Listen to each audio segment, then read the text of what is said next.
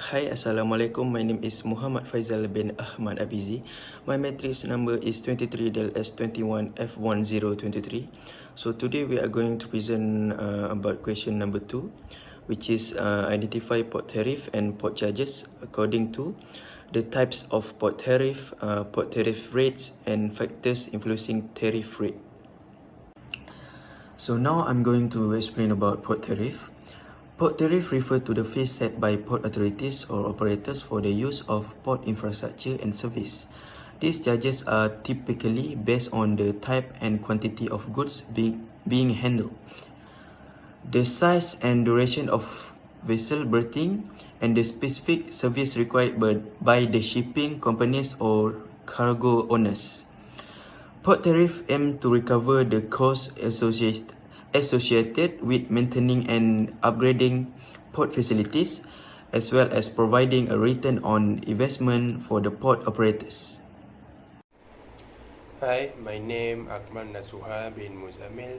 My metric number is 23DLS21F1051 and I from class DLS4A. Today I want to talk about type of port tariff. As you can see on the screen, we have 5 types of port tariff. The first one is berth tariff, wharfage tariff, storage tariff, pilotage tariff, and the last one is tugboat tariff. Now I want to talk about berth tariff. This tariff is divided based on the size of the vessel and the duration it occupies a berth. The charge may be calculated per hour, per day, or based on the vessel gross registered tonnage or GRT.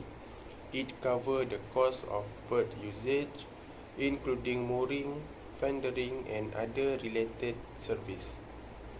Next is wharfage tariff. Wharfage tariff is imposed on cargo handled at the port. It is usually calculated based on the weight, volume, or value of the goods. Wharfage covers the cost of cargo handling, equipment, storage facility, and administrative expenses involved in the handling of cargo. Now is storage tariff. Storage tariff apply to goods that are stored within the port premise for an extended period. The cargo is usually assessed based on the volume, weight, or value of stored the goods. Storage tariff compensate for the use of storage facility and cover the maintenance costs associated with the storage area. Next is pilotage tariff. Pilotage tariff is applicable when a pilot is engaged to guide a vessel in and out of the port. The charge is determined based on vessel size, distance traveled, and the complexity of the navigation route. Pilotage tariff covers the cost of pilot service, including pilot boat and personnel. And the last one is tugboat tariff. Tugboat tariff are applicable when tugboat service are required to assist in maneuvering ship within the port area. Tugboat tariff refer to the charge imposed for the use of tugboat service at a port. Tugboat play a crucial role in assisting and maneuvering ship within the port area, particularly during docking, undocking, or navigating through narrow channels. Next is port charges. So port charges encompass a broader range of fees that are imposed on vessel, cargo, and other users of port service.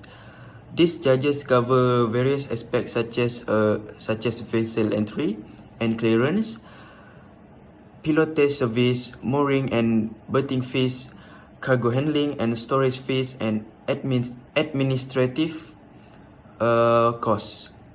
So port charges are designed to cover the expenses incurred by the port authorities in providing essential service and maintaining the security and efficiency of port operations. Hi, Assalamualaikum. My name is Muhammad Al-Haras Hakim bin Azman. My matric number is 23DLS21F1081. Today, I want to talk about port tariff rate. The port tariff rates can vary widely depending on the specific port, country, and the services or facilities being utilized.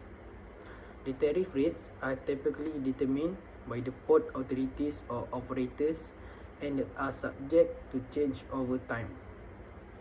Malaysia tariff are typically imposed on a value-add basis with a simple average applied tariff of 6.1% for industrial goods for certain goods such as alcohol, wine, poultry, and pork. Malaysia charge specific duties that represent considerably higher effective tariff rates.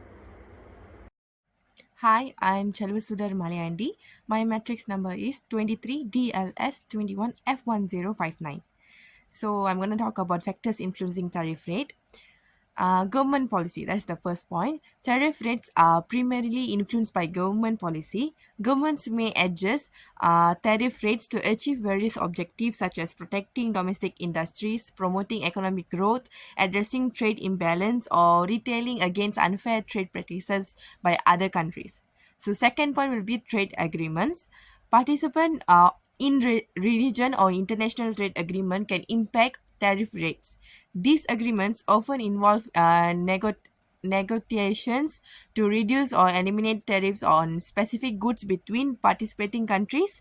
So tariff rates may be lower for countries that have established preferential trade agreements or are members of free trade areas or custom unions. Third point will be economic objectives. Governments may use tariffs to achieve specific economic objectives. Tariff rates can be adjusted to promote domestic industries, encourage import substitution, foster export-oriented industries, or control the balance of trade by discouraging imports. So for the fourth point will be national security. Tariffs can be imposed on goods that deem critical to national security. Governments may impose higher tariffs of import restriction on goods related to defense, sensitive technologies, or strategic resources to protect their security interests. So the last point will be market access. Tariff rates can be used as a tool to regulate market access for foreign goods. Governments may impose higher tariffs on goods that they can consider to have unfair trade practices, such as dumping, like sales goods below cost, or subsidization by foreign governments. And last but not least is the conclusion. So port tariff and port charges play crucial roles in facilitating trade and supporting the operation of ports worldwide. Port tariff are fees imposed on goods and services utilizing port facilities, providing a revenue stream for port authorities to maintain and improve infrastructure. On the other hand, port charges encompass various costs incurred by ship owners and operators, including berthing, pilotage, and cargo handling expenses. Both port tariff and charges contribute to the overall functioning and development of ports, ensuring efficient and reliable maritime transportation while contributing to economic growth and international trade. That's all from us. Thank you.